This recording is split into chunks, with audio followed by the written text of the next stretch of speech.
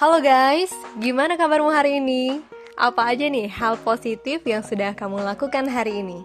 Misalnya bangun pagi, olahraga, mengawali hari dengan bersyukur, atau sudah nonton konten positif hari ini?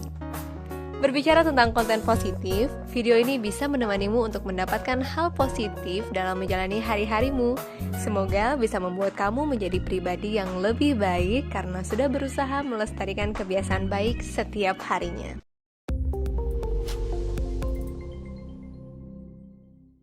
By the way, kalau boleh tahu, apa nih sebenarnya tujuan hidupmu?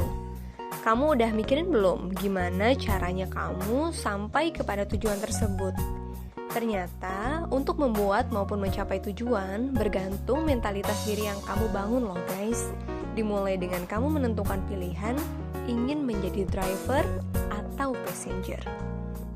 Kalau hidup mau gampang, jadi passenger aja. Passenger itu ya duduk diam aja, tahu-tahu udah sampai tujuan, tanpa harus berpikir tentang bagaimana mengatur kecepatan dan memilih jalan untuk sampai pada waktu yang tepat. Gak perlu tahu tantangan apa aja yang dihadapi saat di perjalanan, dan gak perlu memahami bagaimana bertanggung jawab dengan penumpang yang dibawa. Jadi, kalau gak mau ribet ya jadi passenger aja, tapi belum tentu sampai tujuan yang kamu inginkan, dan terus-terusan menggantungkan tujuan pada driver. Yakin mau jadi passenger terus? Berbeda dengan seorang driver ya teman-teman. Driver itu tahu tujuan dan tahu mau kemana arah yang ingin dicapai. Seberapa jauh jarak yang akan ditempuh dan kecepatan berapa yang akan digunakan. Selain itu, self-drive juga mampu mengendalikan tindakan dan perasaannya.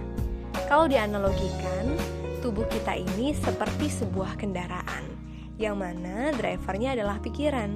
Pikiran akan mempengaruhi perasaan, lalu mendorong seseorang untuk bertindak.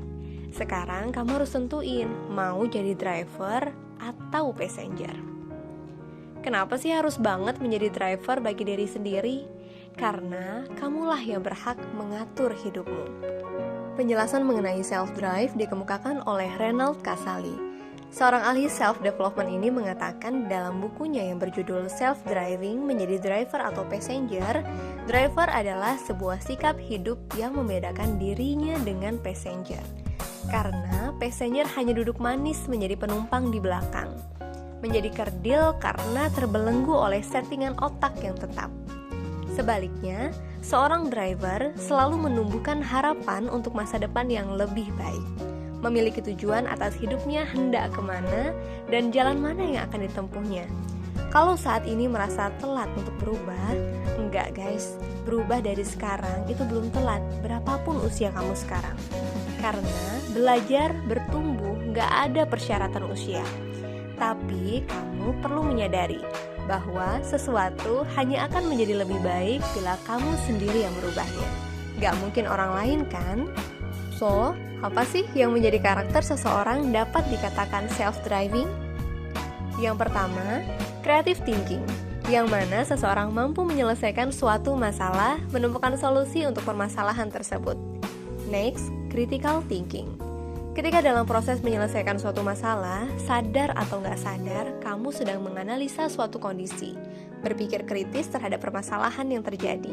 Semakin kamu belajar dari masalah satu ke masalah yang lain, mental seseorang bakal mengalami pertumbuhan, yaitu growth mindset, yang mana seseorang menyadari bahwa mental dirinya perlu bertumbuh.